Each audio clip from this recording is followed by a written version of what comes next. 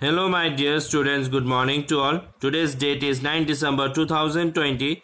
Subject English Grammar, Class 4, Book The Grammar Right Book, Chapter 13.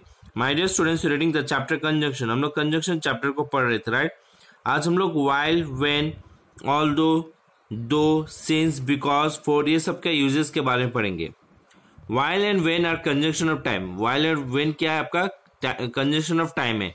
They tells us when something happens. ये हमें बताता है कि कब क्या हो रहा है. ओके, while and when हमें ये बता रहा है कि कब क्या हो रहा है. ये conjunction of time है. Although is used just like though. Although को हम लोग दो की तरह ही इस्तेमाल करते हैं. They both work like the conjunction but.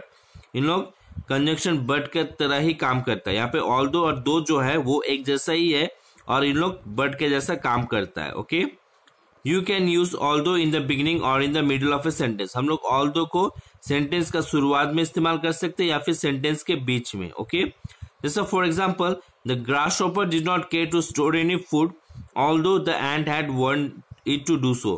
यहाँ पे देखिए although हम लोग सेंटेंस के बीच में इस्तेमाल किए, right.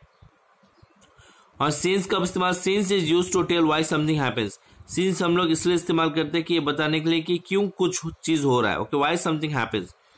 It is called a conjunction of reason. इसे हम लोग कंजक्शन ऑफ रीजन भी बोलते हैं, just like because and for.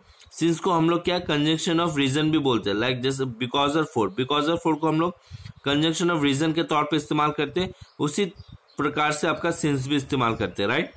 तो आप समझ के वाइल एंड वेन को हम लोग कंजक्शन ऑफ टाइम बोलते हैं क्योंकि ये हमें बता रहा है कि कब क्या चीज हो रहा है, व्हेन समथिंग हैपेंस. ऑल्दो भी दो के जैसा काम करता है बट इन दोनों का काम बट के जैसा है. Okay, BUT but. Okay, although को हम लोग सेंटेंस का शुरुआत में भी इस्तेमाल कर सकते हैं या फिर सेंटेंस के बीच में. और सिंस जो है वो हमें कंजक्शन ऑफ रीजन है, वो उसका जो इस्तेमाल है वो बिकॉज ऑफ फॉर के जैसा है. ये हमें बता रहा है कि क्यों कुछ चीज हो रहा है, व्हाई समथिंग हैपेंस. ओके, तो हम चाहते हैं अब घर में इन कंजक्शन ऑफ टाइम और कंजक्शन ऑफ रीजन क्या है इसको पढ़ के आप और किस प्रकार से इस्तेमाल किया जाता है उसको आप समझ के आप उसको घर में रिवीजन कीजिएगा. Thank you.